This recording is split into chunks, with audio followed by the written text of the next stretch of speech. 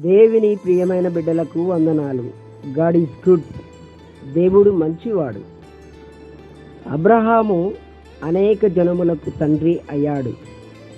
భూమి యొక్క సమస్త వంశములు నీ యందు ఆశీర్వదింపబడును. నిన్ను గొప్ప జనముగా చేస్తాను, నీ నామము గొప్పవ చేసేదను అనే దేవుని వాగ్దానము చేయబడినది. అబ్రహాము దేవుడు పిలిచాడు, అబ్రహామును విడిచిపెట్టమన్నాడు, తర్వాత వాగ్దానం చేశాడు. అబ్రహాము తెలిసిన దేవునికి విధేయత చూపించి దేశం నుండి, బంధువుల నుండి, తండ్రి ఇంటి నుండి లేచి దేవుడు చూపించిన దేశమునకు వెళ్ళెను.